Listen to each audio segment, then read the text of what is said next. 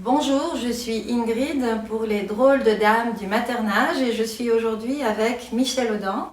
Bonjour. Bonjour Michel, très heureuse de vous accueillir aujourd'hui. Il se trouve que vous avez sorti au courant 2015 un ouvrage qui s'intitule Do We Need Midwives en anglais et qui sort en février 2016 en français aux éditions Myriadis sous le titre... Alors le titre en français sera différent.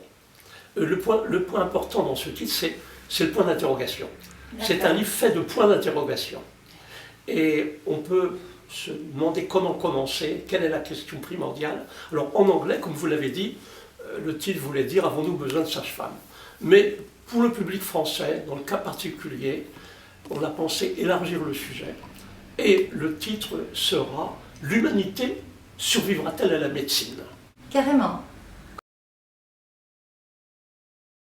Quel lien faites-vous entre les deux titres? Il s'agit toujours de questions. Toutes les questions qu'il faut poser actuellement.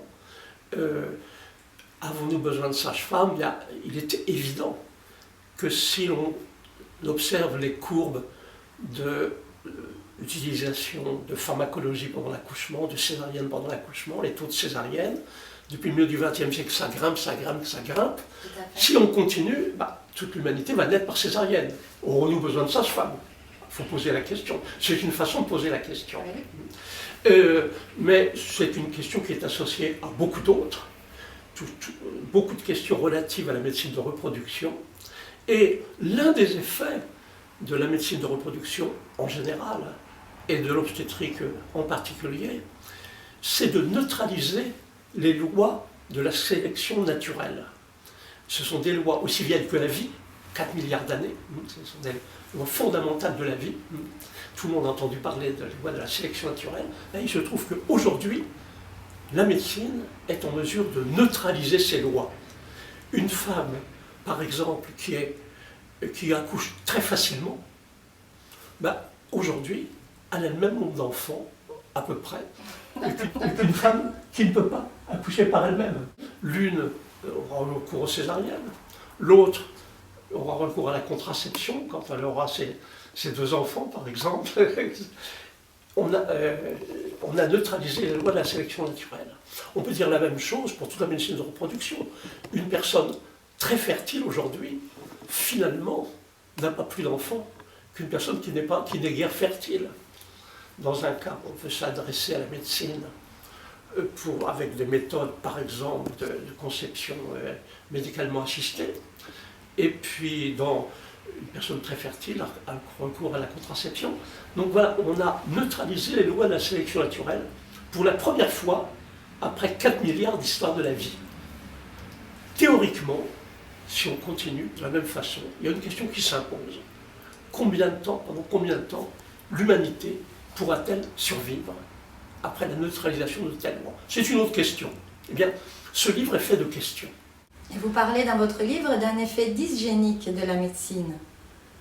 Oui, ce sont des termes qui peuvent être un peu techniques, il faut expliquer. Voilà.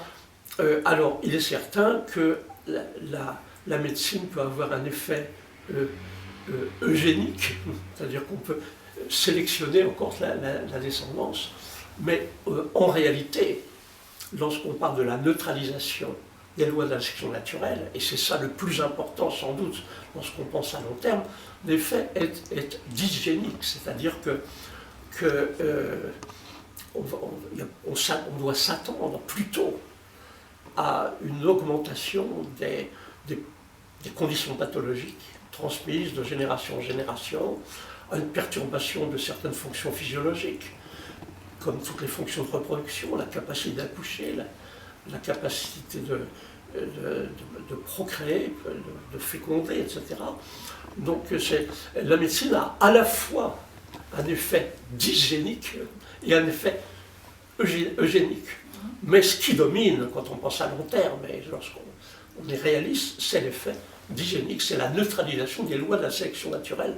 C'est nouveau dans l'histoire de la vie, ça implique des questions. C'est un autre exemple de questions qui devraient être inévitables aujourd'hui, bien que jusqu'à présent, on ne les pose pas. Jusqu'à présent, on s'intéresse à l'avenir du monde, de la société, de l'humanité, des mots vagues, mais on ne s'intéresse guère à l'évolution d'Homo sapiens.